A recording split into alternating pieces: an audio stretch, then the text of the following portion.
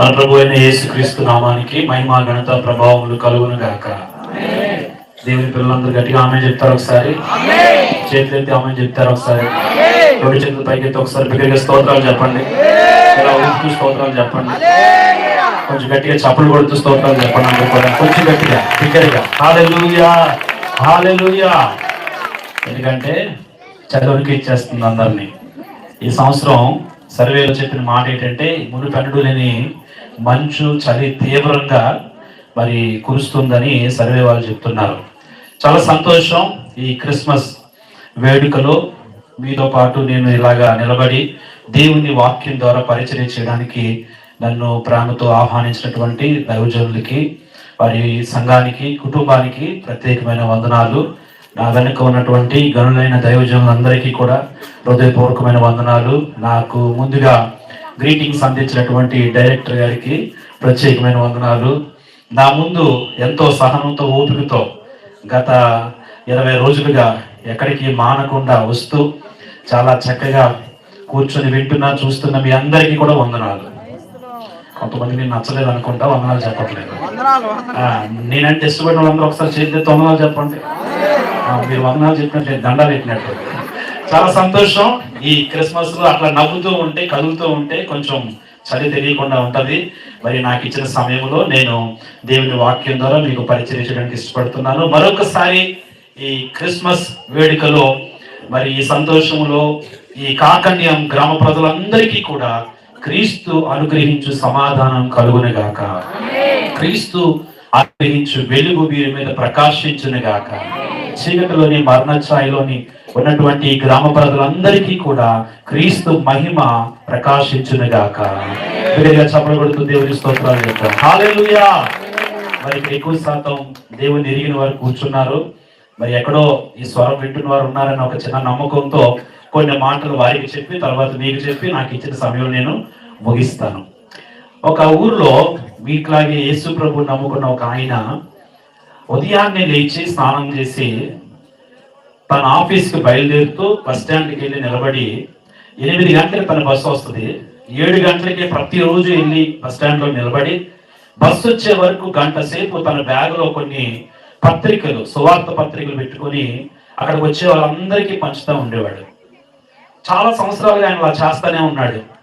ఒకరోజు ఒక పెద్ద ఆయన అతన్ని పిలిచి, బాబు, కొన్ని సంవత్సరాలుగా నేను చూస్తున్నాను, నీ బస్సు ఏమో 8 గంటలకి, నీ ఇల్లు కూడా దూరం ఏం కాదు, పక్కనే నడుచుకొని వచ్చేస్తావు, కానీ ఎప్పుడు చూస్తున్నాను గంట ముందు వచ్చి నిలబడి ఈ బస్ స్టాప్ లో ప్రతిరోజు ఈ పత్రికలు పంచుతున్నావు, ఎంతకాలం పంచావు కదా, ఎవరైనా మారేరా? ఎవరు మారయ్యా, ఎందుకు అలా ప్రయాసపడుతున్నావు అని చెప్పి ఆ పెద్ద ఆయన అతన్ని అడిగాడు. అప్పుడు ఆయన అన్నాడు, సార్, నేను ఈ సువార్త పత్రికలు పంచుతుంది ఎవరో మారుతారని కాదు, నేను మారకుండా ఉంటానని చెప్పేసి అన్నాడంట. ఈ క్రిస్మస్లు కూడా కొన్నిసార్లు అనిపిస్తుంది, ఎంతో ఖర్చుతో ప్రయాసపడి పెడుతుంటే ఎంతమంది మారుతున్నారు, ఎంతమంది వింటున్నారు, ఎంతమంది సంఘంలో చేర్చబడుతున్నారు అనిపిస్తూ ఉంటది. అందుకని ఈ మధ్య కాలంలో చాలా మంది క్రిస్మస్లు చేయడం ఆపేస్తున్నారు, సువార్త ప్రకటించడం ఆపేస్తున్నారు. కానీ ఇలాంటి కార్యక్రమాలు దేని కొరకంటే మనం ఇంకా ప్రభు కొరకు ఈ భూమి మీద సజీవంగా బ్రతుకుతున్నామని అనేకులకు తెలియడానికి. హల్లెలూయా. రెండవదిగా చాలా మంది క్రిస్మస్ అనగానే ఏమనుకుంటున్నారంటే ఇది క్రైస్తవుల పండుగ అనుకుంటున్నారు. ఎవరి పండుగ? అలా అనుకోవడానికి కారణం కూడా మనమే. ఎందుకంటే వాళ్ళకి ముస్లిమ్స్ కి కొన్ని పండుగలు ఉన్నాయి, హైందవులకి కొన్ని పండుగలు ఉన్నాయి, మాకున్నది ఒకే ఒక పండుగ, కానీ ఈ పండుగను బాగా చేయాలి, బాగా ఎంజాయ్ చేయాలి అన్నట్లుగా మనం ఈ పండుగని జరిపించుకోవడం వల్ల బయట ఉన్న వాళ్ళు ఏమనుకుంటున్నారంటే ఇది మన పండుగ కాదు, ఇది మత పండుగ అనుకుంటున్నారు, ఇది క్రైస్తవుల పండుగ అనుకుంటున్నారు. కానీ బైబిల్ చెప్తున్న మాట ఏంటంటే క్రిస్మస్ అనేది క్రైస్తవుల పండుగ కానే కాదు, ఇది ప్రపంచ పండుగ, ప్రజలందరి పండుగ.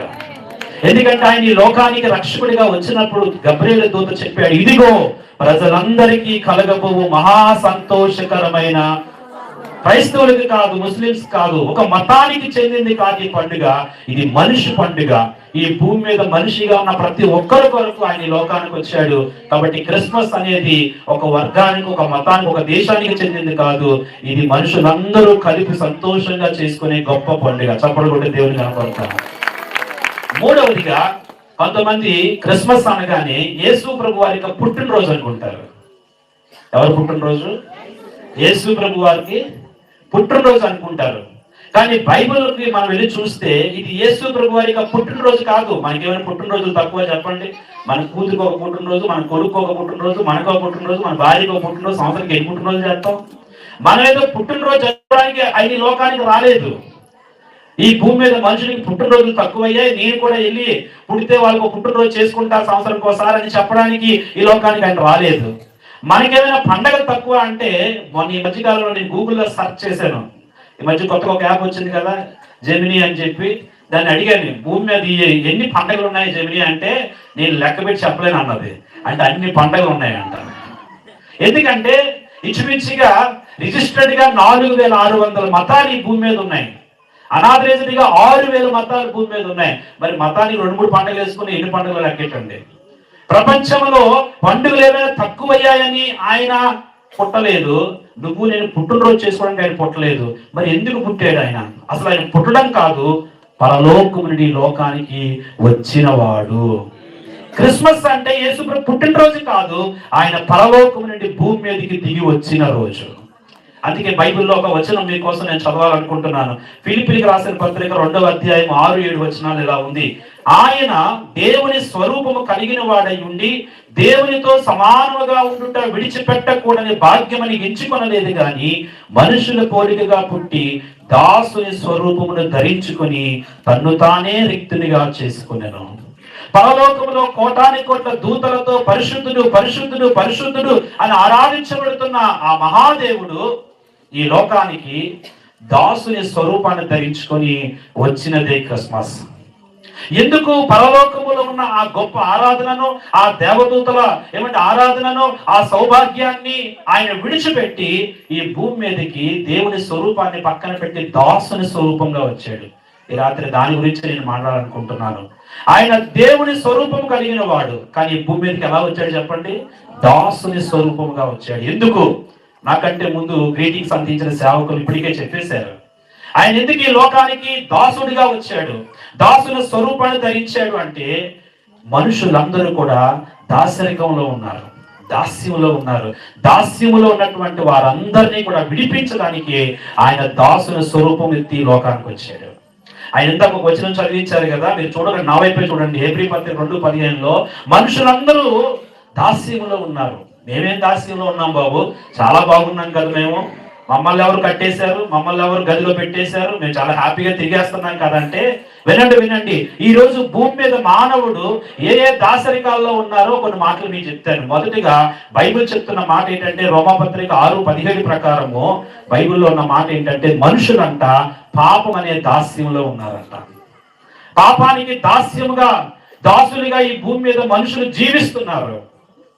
ఈ పాపం అనేది ప్రతి మనిషి జీవితంలో ఉంది అనేది కేవలం బైబిలే కాదు, భూమి మీద ఉన్న అన్ని మత గ్రంథాల్లో చెప్పబడిన మాట. అది నువ్వు నమ్మినా నమ్మకపోయినా ప్రతి మనిషి జీవితంలో పాపం అనేది ఉంది అనే సంగతి మనం గ్రహించవచ్చు సామాన్యంగానే. ఏమిటి పాపం అంటే? బైబిల్ ఇస్తున్న నిర్వచనాలు. పాపం అంటే ఆజ్ఞ అతిక్రమం, అంటే వద్దు అన్న పని చేయటం, విధేయత చూపించకపోవడం. పాపం అంటే బైబిల్ చెప్తుంది, నీకు మేలయ్యేది ఏదో తెలుసు కానీ అది చెయ్యవు, అదే పాపం. బైబిల్ చెప్తున్న మరొక మాట, పాపం అంటే ఏంటంటే సకల దుర్నీతి, నీతి కానిది అంతా పాపమే. అంతేకాదు బైబిల్ చెప్తున్న మరొక మాట ఏంటంటే, మూర్ఖుని ఆలోచన కూడా పాపమేనంట. ఇలా చెప్పుకుంటా పోతే చాలా ఉన్నాయి. ఈరోజు మానవుడి జీవితంలో ఉన్న ఒక భయంకరమైన సమస్య. అందరికీ సమస్యలు ఉన్నాయి, లేవన్న వాళ్ళు ఎవరు లేరు. ఎందుకంటే కొందరికి అప్పుల సమస్య, కొందరికి అనారోగ్య సమస్యలు, కొందరికి ఏమో కుటుంబ సమస్యలు. కానీ అందరికీ ఉన్న ఒక సమస్య ఏంటంటే పాపం అనే సమస్య. అందుకే మన పూర్వీకులు పాపం నుండి మమ్మల్ని విడిపించు ఓ దేవుడా అని వాళ్ళు తపస్సులు చేశారు, శ్లోకాలు వల్లించారు. ప్రియులారా, బైబిల్ చెప్తుంది, మనుషులని పాపం నుండి రక్షించడానికి ఈ లోకానికి రక్షకుడిగా దాసుని స్వరూపం ఎత్తి ప్రభు అయిన యేసుక్రీస్తు వారు పరలోకం నుండి భూమి మీదకి దిగి వచ్చాడు. మనుషులు పాపము దాస్యములో ఉన్నారు. ఆ పాపము నిన్ను విడిపించడానికి ఆయన వచ్చాడు. మతాన్ని స్థాపించడానికి రాలేదు, ఒక కొత్త కులాన్ని స్థాపించడానికి రాలేదు, ఒక కొత్త దేశాన్ని పెట్టడానికి రాలేదు ఈ భూమి మీదకి. లేకపోతే నువ్వు నేను పండుగ తక్కువైపోయిందని చెప్పి మరొక పండుగ చేయించుకోవడానికి రాలేదు, పుట్టినరోజులు చేయించుకోవడానికి ఆయన రాలేదు. నిన్ను నీ జన్మ కర్మ పాపము నిన్ను విడిపించడానికి ఆయన పరలోకము నుండి లోకానికి దిగి వచ్చాడు. ఇది మొదటి మాట. ఆయన ఎందుకు దాసుల స్వరూపం ఎత్తి భూమి మీదకి వచ్చాడంటే, బైబిల్ చెప్తున్న మాట, మనుషులందరూ పాపం అనే దాస్యంలో ఉన్నారు. ఒకరోజు యేసు ప్రభు వారే యోహాను సువార్త 8:34 ఏమన్నాడంటే, పాపం చేసే ప్రతి వాడు పాపానికి దాసుడు అనే మాట రాయబడింది. కొంతమంది అనుకుంటారు నేనేం పాపం చేయలేదు కదా అంటే, వినండి, ఒక మామిడి చెట్టుకి మామిడికాయలు కాసినా కాకపోయినా ఆ చెట్టు ఏ చెట్టు అవుతుంది? కొంచెం గట్టి చెప్పండి. మామిడి కాయలు కాసినా మామిడి పళ్ళు కాసినా అసలు ఏమి కాయకపోయినా ఆ చెట్టు ఏంటది? నువ్వు మనిషిగా ఈ లోకంలోనికి అమ్మా నాన్న గర్భం నుండి లోకంలోకి వచ్చావే, జన్మ పాపముతో కర్మ పాపముతో ఈ భూమి మీద జీవిస్తున్నావన్న సంగతిని నువ్వు గ్రహించాలి, నువ్వు అర్థం చేసుకోవాలి. కనుక బైబిల్ చెప్తున్న మాట ఏంటంటే, ఎందుకు దేవుని స్వరూపాన్ని విడిచిపెట్టి దాసుని స్వరూపం ఎత్తాడంటే, నిన్ను పాపం అనే దాసుని నుండి విడిపించడానికి. హల్లెలూయా. రెండవదిగా మనం కొంచెం బైబిల్లో ముందుకెళ్ళి గలతీ పత్రిక 4వ అధ్యాయము 8వ వచనంలో చూస్తే అక్కడ ఏముంటుందంటే, మనుషులంట దేవుళ్ళు కాని వారికి బానిసలుగా ఉన్నారంట. చెప్పండి ఎవరికి? కొంచెం నోరిప్పండి అమ్మా. అరే బిర్యానీ నోరికి తింటారా మీరు? చెప్పండి ఎవరికంట?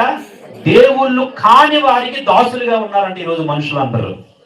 అసలు ఆదిలో సృష్టి ఆరంభములో మానవుడు ఎంత గొప్ప ధన్యుడంటే, నేరుగా దేవుని చూసేవాడు, నేరుగా దేవుని స్వరం వినేవాడు, తన కన్నులతో దేవుని ముఖ దర్శనం కలిగి ఉండేవాడు.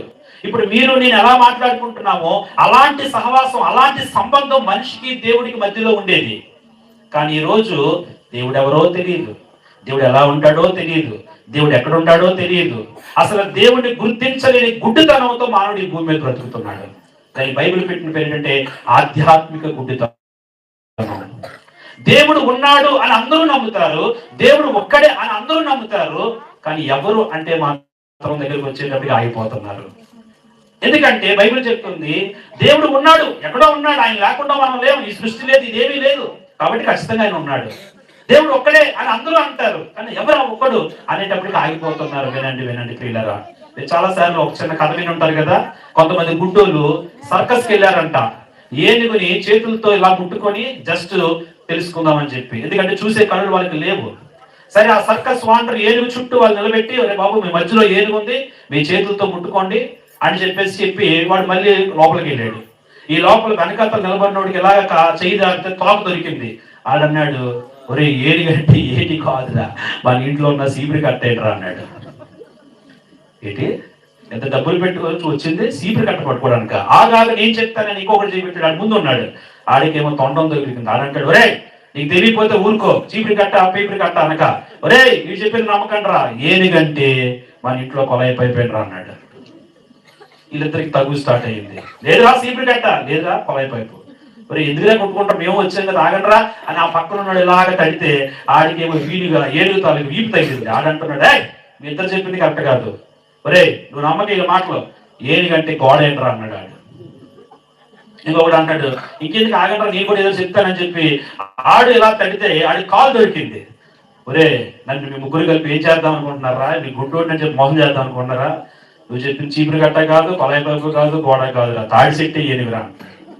ఇంక వీళ్ళు తగు ఎవరు తేల్చారు చెప్పండి? వీళ్ళు తగువ తేలాలంటే ఒకే ఒక పని జరగాలి, వాళ్ళ కళ్ళు తెరవబడాలి. ఈ రోజు మనిషి జీవితం అలానే ఉంది. తనేదో నమ్మాడు, తనేదో విన్నాడు, తనేదో తెలుసుకున్నాడు, అదే దైవం అనుకుంటున్నాడు తప్ప దేవుని కూర్చున్నటువంటి ఒక అవగాహన లేనటువంటి పరిస్థితిలో ఉండి దేవుళ్ళు కాని వారికి తన భక్తిని, దేవుళ్ళు కాని వారికి తన మొక్కుబడులు, దేవుని కాని వారికి తన పూజలు, తన పురస్కారాలు, దేవుళ్ళు కాని వారికి తన యొక్క ఆస్తంతా కూడా ఖర్చు పెడుతున్న పరిస్థితి. అది బైబిల్ చెప్తున్న మాట. ఈ రోజు వినండి ప్రియులారా, యోహాను సువార్త 1వ అధ్యాయంలో 18వ వచనంలో అన్నాడు, ఏ దేవుని కొరకైతే మీరు అన్వేషిస్తూ దేవుళ్ళు అనుకుంటూ మీరు బానిసలైపోయారో వారందరిని విడిపించి నిజ దేవుణ్ణి మీకు పరిచయం చేయడానికి దాసుని స్వరూపం ఎత్తి లోకానికి ఆయన వచ్చాడు. ఒక వ్యక్తిని మనము దేవుడు అని అంగీకరించాలంటే బైబిల్ కాకుండా బయటికి వెళ్ళి చూస్తే మత గ్రంథాలు చెప్తున్న మాట ఏంటంటే, ఒక మనిషిని దేవుడిగా అంగీకరించాలంటే కామాన్ని, క్రోధాన్ని, మదాన్ని, మత్సరాన్ని, మోహాన్ని జయించిన వాడై ఉండాలంట. ఇవన్నీ బయట ఉన్న మాటలే, కొన్ని ఇందులో మాటలు కాదు. ఈ 5 లక్షణాలు జయించిన వాడు ఎవడు? బైబిల్ దగ్గరికి వచ్చి ఒక వ్యక్తిని దేవుడు అని అంగీకరించాలంటే ఆ వ్యక్తికి ఉండాల్సిన లక్షణాలు ఏంటి అంటే బైబిల్ చెప్తుంది, ఆ వ్యక్తి పరిశుద్ధుడై ఉండాలి. నువ్వు దేవుడు అని ఒక వ్యక్తిని ఆరాధించాలి, పూజించాలి, సాగిలపడాలంటే ఆ వ్యక్తి దేవుడై ఉండాలి, పరిశుద్ధుడై ఉండాలి. రెండోది, ఆ వ్యక్తి సర్వ అధికారం కలిగిన వాడై ఉండాలి. మూడోది, ఆ వ్యక్తి సర్వము వ్యాపించి వాడై ఉన్నాడు. తనకు తానుగా ఉండాలి తప్ప ఎవరి చేత చేయబడిన వాడై ఉండకూడదు. స్వయంభవుడిగా తనకు తానుగా ఈ లోకములో ఉండాలి. నాలుగోదిగా, మనుషులను పాపము నుండి విడిపించగలగాలి. చివరిది, మరణము లేనివాడై ఉండాలి.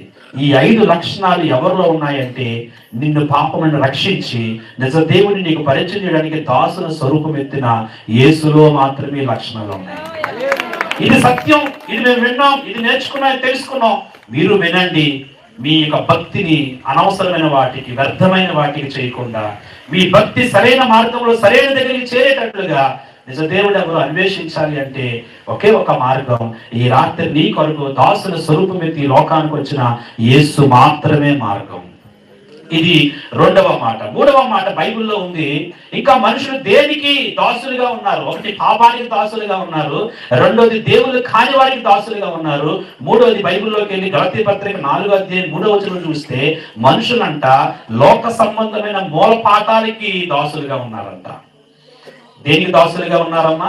లోక సంబంధమైన మూల పాఠాలు. ఈరోజు మనిషి లోకాన్ని వెంబడిస్తున్నాడు. లోకములో ఉన్న మనుషులు ఏ పద్ధతులు అయితే పెడుతున్నారో, ఏ ఆచారాలు అయితే పెడుతున్నారో, ఏ మూఢనమ్మకాలు అయితే పెడుతున్నారో వాటిని చేసుకుంటూ వెళ్ళిపోతున్నారు. చాలా నాళ్ళ క్రితం ఒక చిన్న కథ చదివాను నేను. ఒకరింట్లో ఒక పెద్ద ఆయనకి పిల్లులు పెంచుకునే ఇష్టం కలిగినవాడు అంట. ఆయనకి పిల్లు అంటే చాలా ఇష్టం కాబట్టి ఇంట్లో నిండా పిల్లులే. ఒకరోజు ఆ ఇంట్లో ఫంక్షన్. ఆ ఫంక్షన్ కి ఈ పిల్లలన్నీ అడ్డుగా తిరుగుతాయి, ఎవడొకటి తొక్కేస్తాడు, లేకపోతే ఇవేమో అటు ఇటు అరుస్తాయి, ఎందుకు వచ్చిందని చెప్పి వాటన్నిటిని ఒక బొట్టలో పెట్టి ఆ చెట్టు మీద పెట్టాడంట, బయట వరండాలో.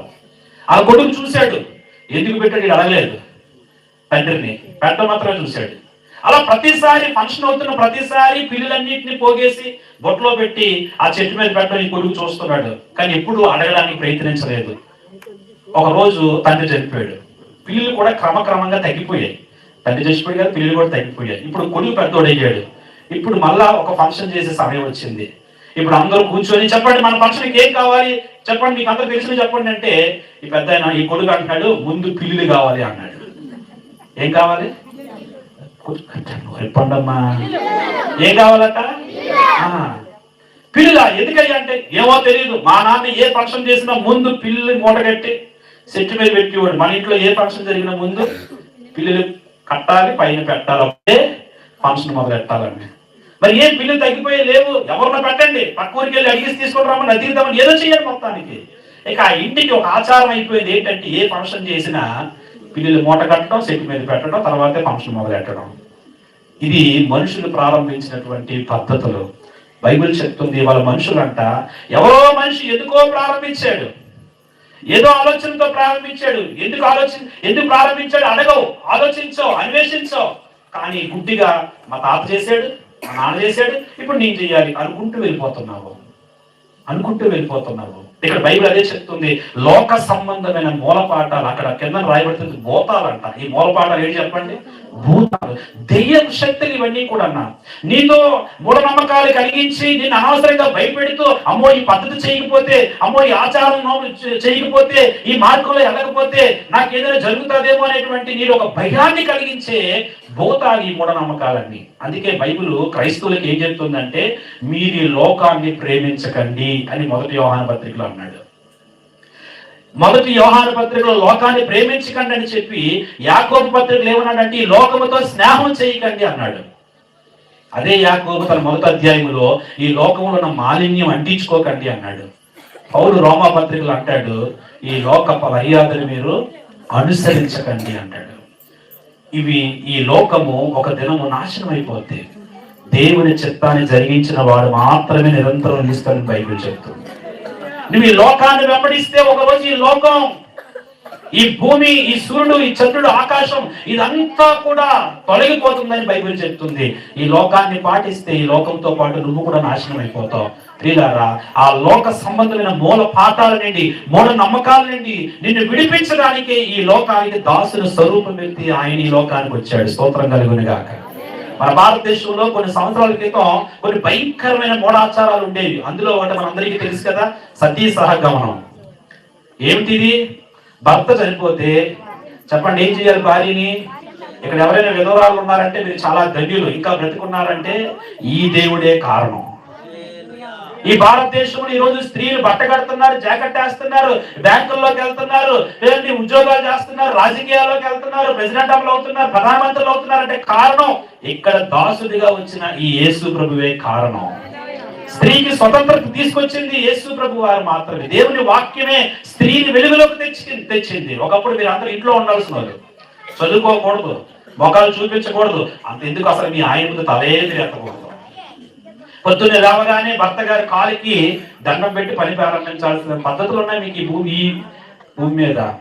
కానీ ఈ రోజు ఈ మహాదేవుని కనికరం వల్ల మీరందరూ కుర్చీలో కూర్చొని మా మొఖాలు చూస్తూ దేవుని మాట వినగలుగుతున్నారు.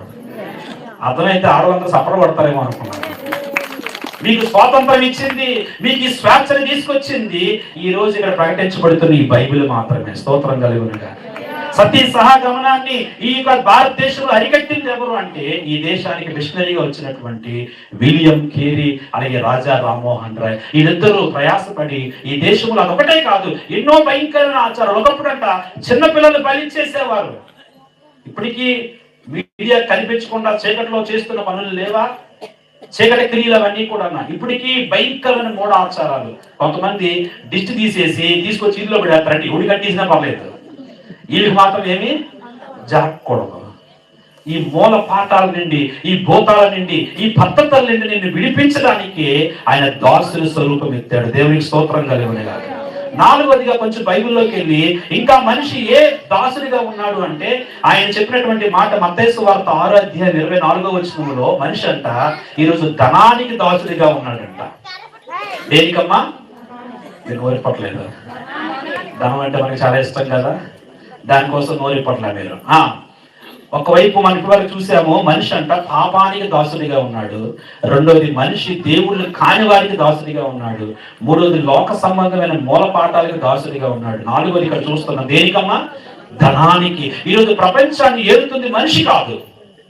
అసలు దేవుడు మనిషిని సృష్టించినప్పుడు ఈ సృష్టి అంతటి మీద అధికారం ఇచ్చి ఈ సృష్టిని ఏలమన్నాడు. కానీ వాళ్ళ ప్రపంచాన్ని ఏలుతుంది ఏంటంటే ధనం, ధనం, ధనం.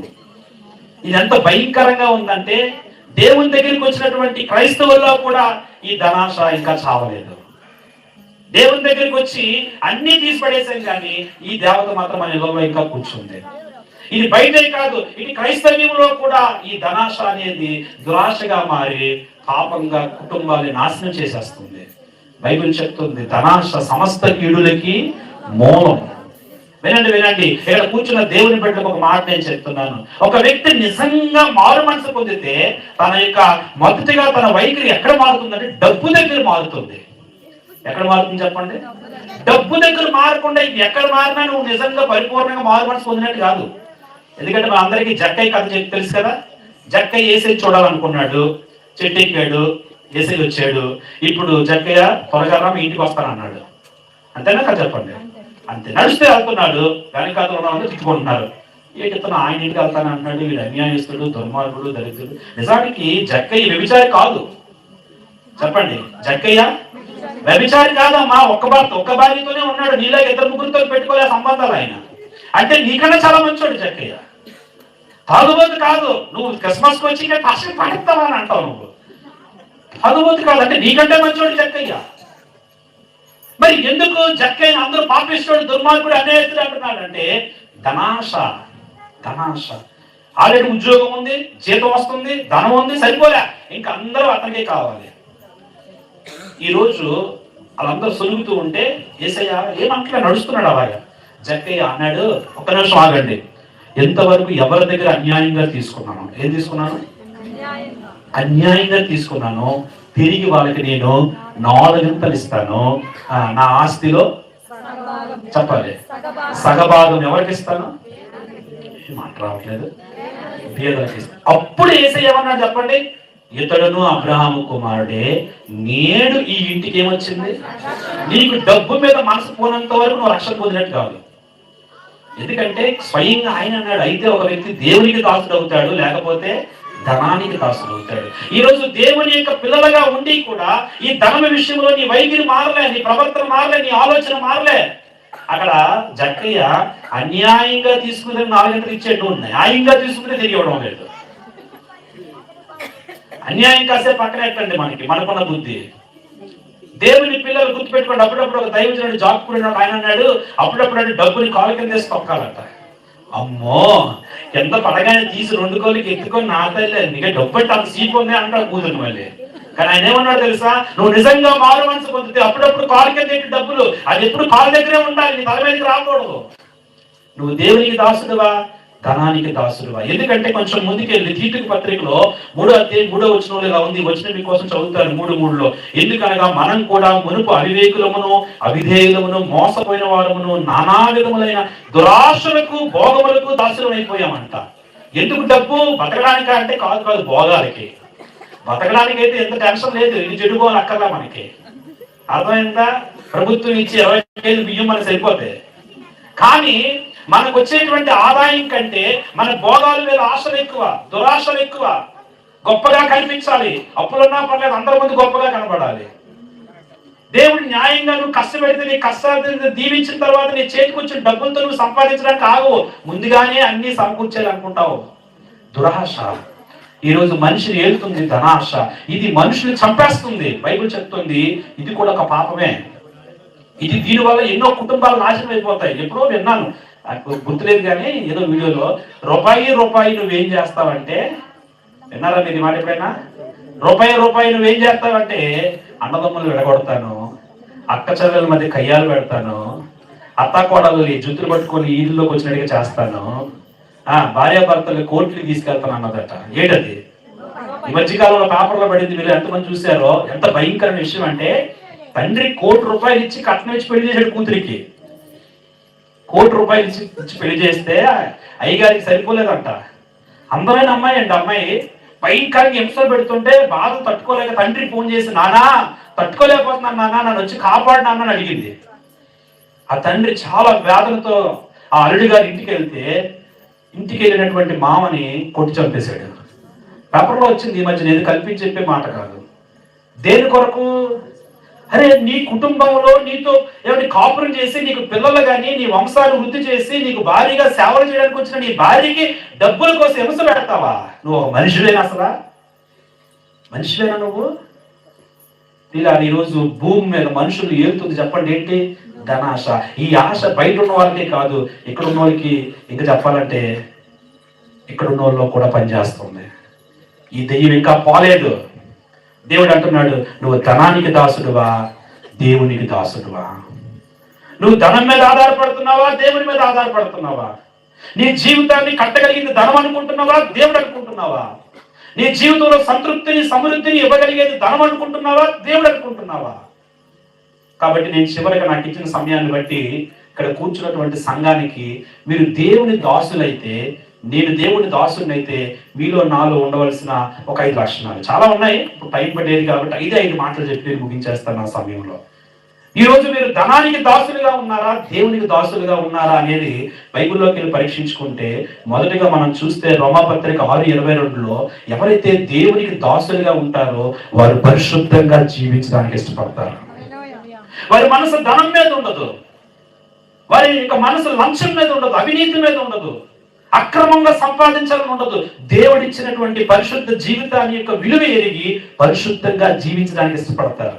వీళ్ళు చాలా మంది క్రిస్మస్ పండుగ అని చెప్పి ఇంట్లో సామాన్లని బయటికి తీసి పట్టులు దులిపేసి శుభ్రం కడిగేసి లోపల పెట్టుంటారు కదా. మీరు హృదయాన్ని కడుక్కున్నారా? హృదయాన్ని శుద్ధి చేసుకున్నారా? నువ్వు ఇల్లు కడుక్కోవడానికో సున్నాలు వేసుకోవడానికి ఈ లోకానికి రాలేదమ్మా. నీ హృదయాన్ని శుద్ధి చేయడానికి వచ్చాడు. నీ హృదయం శుద్ధి చేసుకోకుండా ఎన్ని క్రిస్మస్ ఇటువంటి జరుపుకున్నా దీనివల్ల దేవునికి ఏ మహిమ రాదు, నీ కుటుంబానికి ఏ ఆశీర్వాదం రాదు. నువ్వు చేసావన్న పేరు తప్ప దీనివల్ల ఏ ఆశీర్వాదం నీ ఇంటికి రాదు. ఈ క్రిస్మస్ లో నీ జీవితంలో దేవునికి ఆయాసకరంగా నీ హృదయంలో నాటికిపోయిన చెత్త చెదారం ఏదుందో దాన్ని తొలగించుకున్నావా? మరొక 3 రోజుల్లో మనం కొత్త సంవత్సరంలోకి వెళ్ళబోతున్నాం. మొన్న ఆదివారం ఒక మాట చెప్పాను మా సంఘంలో, కొత్త సంవత్సరం నీ జీవితంలో కొత్త సంవత్సరం అవ్వాలంటే ముందు పాత సంవత్సరంలో ఉన్న పాతవన్నీ తీసిపడేయాలి. మీరు పాతవన్నీ మూట కొట్టుకొని కొత్త సంవత్సరం అడుగు పెట్టారనుకోండి, అది కొత్త సంవత్సరం, అది కూడా 2025 అవుతుంది. అంతే. 2027 కూడా అలానే ఉంటుంది. కొంతమంది అనుకుంటారు ఈ సంవత్సరం నాకు కలిసి రాలేదండి, ఈ సంవత్సరం ఏటో నాకు అనుకునేది అవ్వలేదండి, అన్ని కష్టాలు అన్ని అప్పులు అన్ని వచ్చే సంవత్సరం ఎలా ఉంటుంది ఏటో ఎలా ఉండదో, నువ్వు మారకపోతే అలానే ఉంటుంది. నీ హృదయాన్ని మార్చుకోకుండా, నీ హృదయాన్ని శుద్ధి చేసుకోకుండా, నీ కుటుంబంలో, నీ కుటుంబ జీవితంలో, నీ వ్యక్తిగత జీవితంలో నాటుకుపోయిన ఆ పాపపు పసిలు తీసుకోకుండా నువ్వు అడుగు పెడితే కొత్త సంవత్సరం నీకు ఏం ఉపయోగం ఉండదు. కనుక నువ్వు దేవుని దాసుడు అయితే నీ మనసు చెప్పండి దేని మీద ఉంటుంది? పరిశుద్ధత మీద ఉంటుంది. వీళ్ళు ఎవరికైనా పేడ అంటుకుంది అనుకోండి, ఎంతసేపులో కడుక్కుంటారు? ఎవరైనా అన్నా అంటే ఒక్క కాలే పడింది, 2 కాలు పెడదాం అనుకుంటారా పేడలోని? నా కాలు పేడ ఉంటే చూడండి అని చూపిస్తారు ఎవరికైనా?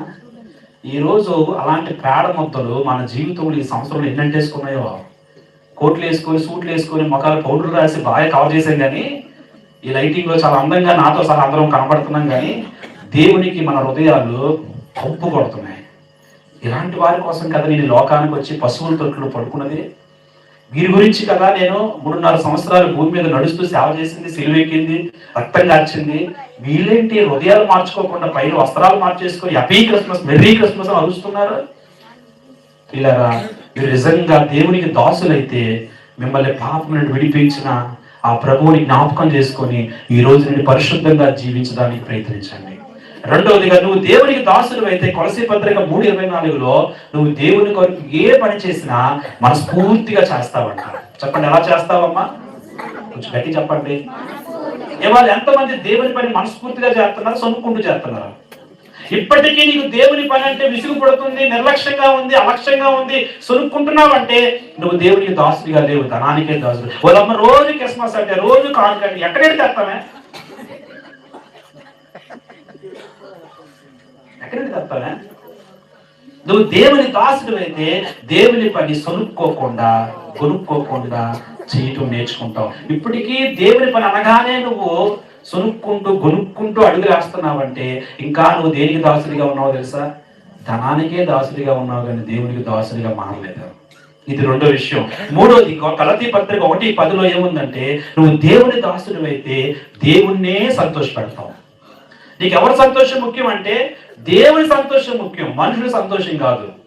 మీ ఇంట్లో ఏదైనా కార్యక్రమం చేయాల్సి వచ్చినప్పుడు వాక్యానుసారంగా చేయడానికి ప్రయత్నిస్తున్నారా, లోకానుసారంగా చేయడానికి ప్రయత్నిస్తున్నారా? అయ్యగారు చెప్పారు, అమ్మా పలానా రోజు పెట్టుకో, సేవకులు అందరూ వస్తారంటే, అయ్యగారు ఆ రోజు వాళ్ళు రారండి. ఎప్పుడు పెట్టాలి మరి? ఈవిడ చెప్తుంది మనకి ముహూర్తం, ఆ రోజు మనం పెట్టి రావాలి అంటే నీకు వాళ్ళ ముఖ్యం, వాక్యం ముఖ్యం కాదు. సరే, మొత్తానికి నీ బాధపడలేక ఆ రోజే పెట్టావనుకో, వాళ్ళందరినీ కూర్చోబెట్టి దేవుని వాక్యం వినేటట్లే చేస్తావా? మధ్యలో నువ్వే వెళ్ళిపోయి అక్క బాగున్నావా, బాగా మంచిగా తెచ్చినావు, పిల్లలు రాలేదా, ఎందుకంటే ఆ కార్యక్రమం నువ్వు అంత ఖర్చు పెట్టి ఎవరికి వాక్యం విన్నావుకోండి అప్పుడే పలకరింపులు చేయాలా? ఈరోజు నీ ప్రయాసంతా దేవుని సంతోష పెట్టేదే, లేకపోతే మనుషుని సంతోష పెట్టేది? ఆలోచించు ఒకసారి. కాబట్టి సమయాన్ని బట్టి నేను ఎక్కువ వివరించలేను. 4వ మాట, నువ్వు దేవునికి దాసుడు అయితే బైబిల్లో రోమాపత్రిక 14:18 రాయబడింది, మనుషుల దృష్టికి యోగ్యముగా ఉంటావంట. ఎవరికి యోగ్యంగా ఉంటావు? కొంచెం మనుషులందరూ చెప్పండి. అయిపోయింది, లాస్ట్కి వచ్చాను, కేక్ వద్దాం. చెప్పండి ఒకసారి, ఎవరి దృష్టికి? మనుషుల దృష్టికి. ఈరోజు ప్రశ్న, ఈరోజు నీ గ్రామస్థ దృష్టికి నువ్వు ఎలా ఉన్నావు? నీ గురించి ఎవరైనా సాక్ష్యం ఇవ్వాలంటే ఏమని సాక్ష్యం ఇస్తారు? ఒక శతాధిపతి గురించి సాక్ష్యం ఇస్తున్నారు, అయ్యా ఆయన యోగ్యుడు, మన వాళ్ళందరికీ మంచి మందిరాన్ని కట్టించాడు, ఆయన మేలు పొందడానికి అర్హుడు అని చెప్పి యేసు ప్రభు దగ్గరికి వెళ్ళి శతాధిపతి పక్షాన్ని రికమెండేషన్ చేస్తున్నారు. ఈరోజు దేవుని పిల్లలారా, మీ గ్రామాల్లో, మీ కుటుంబాల్లో మీ సాక్ష్యం ఏంటి? మీరు దేవుని దగ్గరికి వచ్చిన తర్వాత మీలో ఉన్న మార్పుని చూసి ఏమని మీ యొక్క బంధువులు, స్నేహితులు సాక్ష్యం ఇస్తున్నారు చెప్పండి. నువ్వు క్రిస్మస్ పేరు పెట్టి కేసులు తాగేస్తే నీకు వాళ్ళకి ఏం తేడా? ఈ మధ్య ఒక ప్రార్థనకి వెళ్తే ఆ మనిషి కనిపించడం లేదు, మైకులో పిలుస్తున్నాం, బాబు రావాలన్నాడు, రావడం లేదు. ఇంతకు ఏమయ్యాడంటే ఫ్రెండ్స్ అందరూ తీసుకుని పొలాల్లోకి వెళ్ళాడట. ఎందుకు? 6 కేసులు మధ్య పెట్టుకున్నారట. మరి ఇక్కడ ఏం జరుగుతుంది చెప్పండి? క్రిస్మస్. దేవునికి దాసులువా? చెప్పండి, లోకానికి ఇంకా దాసులుగానే ఉన్నావా? చివరి మాట బైబిల్లో ఈ మాట దయచేసి అందరం చదువుదాం. 1 దశలోనిక పత్రిక 1వ అధ్యాయము 9-10 వచనాల్లో ఏముందంటే, మీ యొద్ద మాకెట్టి ప్రవేశం కలిగినో అక్కడ జనులు మమ్మల్ని గూర్చి తెలియజేస్తున్నారు. మరియు మీరు విగ్రహములను విడిచిపెట్టి జీవము గలవాడును సత్యవంతుడకు దేవునికి దాసుల వెతుకును దేవుడు మృతుల్లో నుండి లేపిన యేసు అనగా రాబోవు ఉగ్రత నుండి మనల్ని తప్పించుచున్న ఆయన కుమారుడని యేసు పరలోకం నుండి వచ్చునని ఎదురు చూచుటకును. గట్టిగా చెప్పబడదాం ఒకసారి, కొంచెం గట్టిగా స్తోత్రం కలిగిన గాక. మీ అందరూ మాట చెప్తున్నానండి. మనుషులందరి కొరకు రక్షకుడిగా, ఇందాక సహోదరులు చెప్పినట్టు అంధకారంలో నుండి, మరణ భయంలో నుండి రాజ్య నివాసులుగా చేయడానికి ఈ లోకానికి దాసులు స్వరూపం ఎత్తినటువంటి ఆయన ఈ లోకానికి వచ్చి చచ్చి వెళ్ళిపోయి 2000 సంవత్సరాలు అయిపోయింది. అయితే శుభవార్త ఏంటంటే మరొక క్షణాల్లో ఆయన మరలా రాబోతున్నాడు. ఈరోజు మనుషులకి క్రిస్మస్ అంటే సంతోషం, రాకడంటే అబ్బో ఇప్పుడు ఇది రాకడ గురించి అనుకుంటున్నారు. విషయం చెప్పనా, నీ కోసం ఈ లోకంలోనికి వచ్చి పశువుల దగ్గరలో పడుకున్నట్టు 2000 సంవత్సరాలు అయిపోయింది.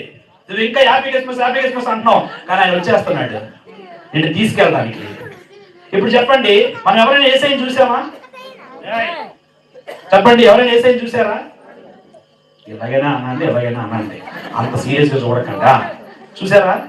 చూడకపోయినా ఎంత సంతోషిస్తున్నారే, రేపు ఆయన మనం కన్నులారా చూడబోతున్నాం. ఏది ఆనందం మనకి? క్రిస్మస్ ఆనందమా, రాకడ ఆనందమా? అప్పుడు దేనికోసం మనం ఆనందిస్తూ ఎదురు చూడాలి? ఉత్సాహంగా ఎదురు చూడాల్సింది ఏది? కానీ క్రిస్మస్ అంటేనే హ్యాపీ. ఎందుకంటే కేకులు ఉంటాయి, మాంసం ఉంటుంది, బిర్యానీ ఉంటుంది, డాన్స్లు ఉంటాయి, సంగీతం ఉంటుంది, లైటింగ్ సెట్టింగ్ ఉంటుంది. కానీ బైబిల్ చెప్తుంది, ఇదిగో యేసు మేఘారుడై వచ్చుచున్నాడు, ప్రతి నేత్రము ఆయన చూస్తుంది. నువ్వు యేసుని చూడబోయే సమయం వచ్చింది. అక్క, తమ్ముడు, అన్న, ఆయన వస్తే ఎత్తబడడానికి సిద్ధంగా ఉన్నావా? హ్యాపీ క్రిస్మస్ ఎక్కడ ఉండిపోతావా? ఆలోచించు ఒకసారి. ఆయన వచ్చేస్తున్నాడు.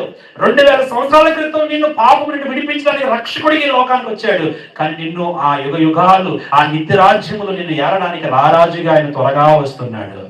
సమయం లేదు, ఏ నిమిషమో ఏ గడియో తెలియదు. చాలా మంది దైవజనులు చెప్తున్న మాట ఏంటంటే కొద్ది క్షణాలు మాత్రమే ఉన్నాయంట. దేనికంటే యేసయ్య రాకడికి. ఆయన వచ్చేస్తున్నాడు. నువ్వు ఇంకా హ్యాపీ క్రిస్మస్ ముసుగులో ఉండొద్దు, ఇంకా పశువుల తొట్టు దగ్గర ఉండొద్దు, ఇంకా జ్ఞానుల దగ్గర ఉండొద్దు. నువ్వు యేసు రాకడ కొరకు సిద్ధపడే బుద్ధి గల కన్యకలుగా నేను మారాలి. నేను సిద్ధపడాలి. చెప్పండి, దేని కొరకు? కానీ ఈ రాత్రి చివరిగా ఒక మాట చెప్తున్నాను, ఒకసారి చెయ్యి ఈ మాట చెప్పండి. నేను సిద్ధపడతాను. కొంచెం గట్టిగా చెప్పండి, కొంచెం గట్టిగా చెప్పండి.